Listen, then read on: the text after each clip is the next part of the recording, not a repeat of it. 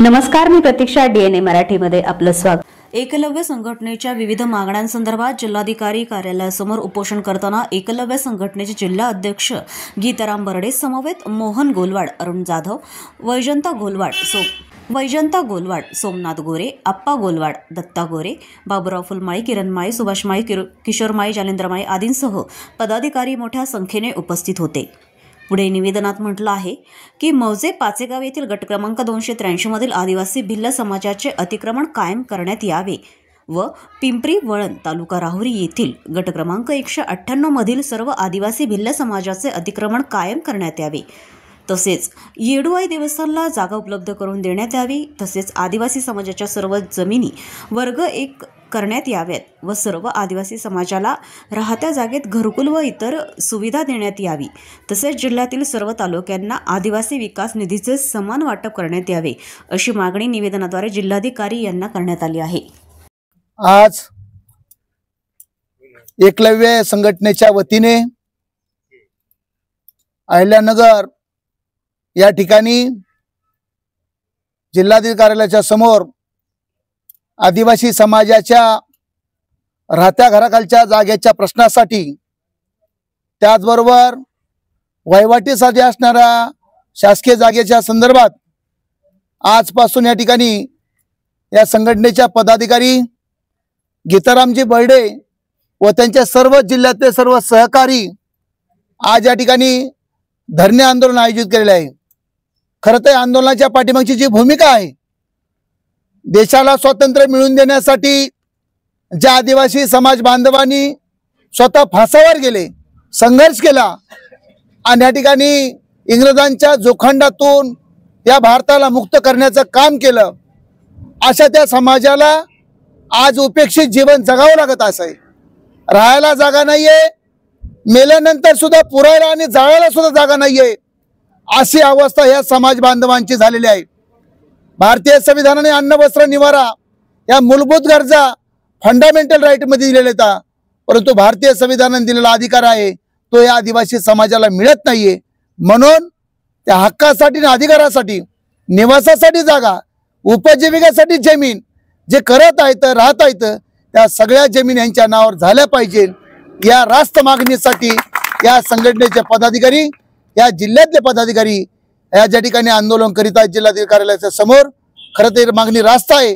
शासनाने याचा सहानुभूतीपूर्वक विचार करून ही मागणी पूर्ण करावी व आमच्या आदिवासी बांधवांना उपजीविकेसाठी जमीन आणि राहत्या घरकालची जागा नावावर करण्यासाठी खास करून प्रयत्न करावे, अशी विनंती करतो. थांबतो. या सगळ्या लढ्याला वंचित बहुजन आघाडीच्या वतीने, आदरणीय डॉ. बाळासाहेब आंबेडकरच्या वतीने जाहीर या ठिकाणी पाठिंबा देतो.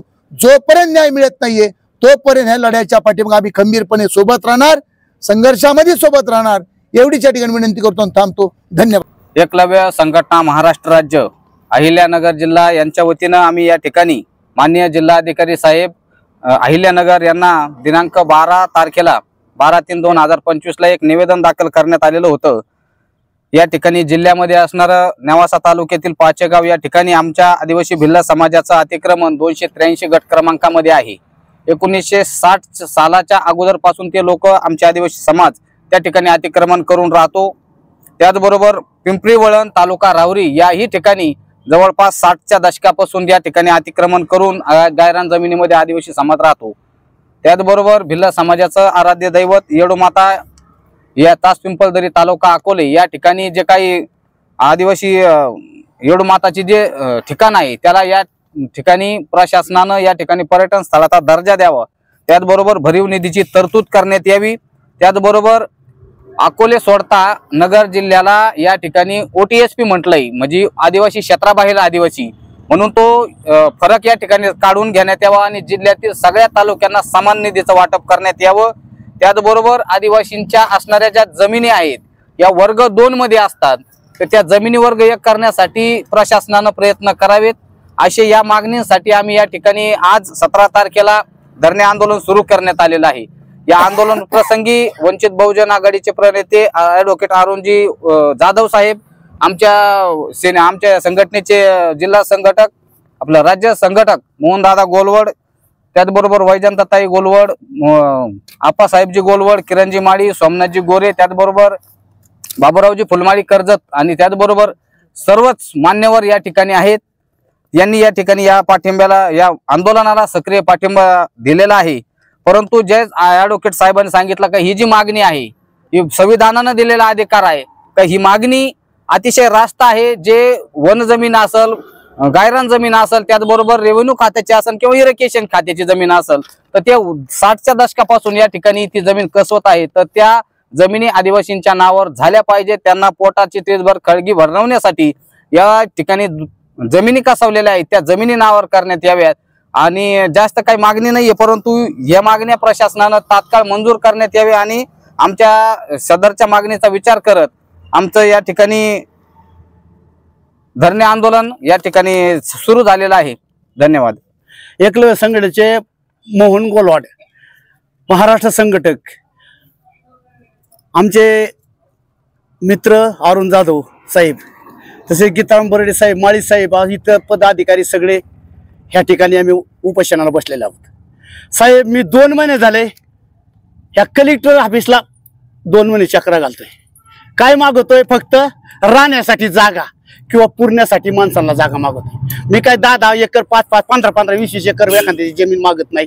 हाय अतिक्रमण थोडी थोडी केलेली सरकारी नावावर करावा का होत नाही? अहो, एवढे 2 महिने झाले का कलेक्टरच्या दारात रोज उठून आम्ही 4 माणसं, 10 माणसं, 50 माणसं शेख साहेब घेऊन येतोय का नाही? हे शेख साहेबांनी सांग. अहो, आम्हाला गरीबाला न्याय पाहिजे ना. आणि आदिवासी म्हणजे देशाचा मालक. काय आदिवासीला आहे का काही विचार करायची गोष्ट? आदिवाशांना राहण्यापुरती जागा आणि पोट भरण्यासाठी 2, 2.5, 3 एकर, 5 एकर काय सरकारी नियमाप्रमाणे जमीन नावावर व्हायला पाहिजे. अहो, आदिवासी थोडं काय म्हणे की देशाचा मालक झाला. आदिवासी पशु पक्ष्याला जीव लावतो, जंगल राखतो आणि त्यांच्यावरच गुन्हे दाखल करता का? साहेब, गरीबाचा विचार करा.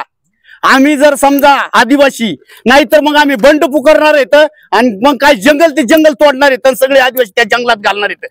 आमचा जोपर्यंत सरकार तोपर्यंत विचार नाही करीत तोपर्यंत आम्ही शांत, आणि न जर विचार केला तर मग आम्ही आमच्या मार्गाने आम्ही चालू. प्रतिनिधी मुंतजीर शेख, DNA मराठी, अहिल्यानगर.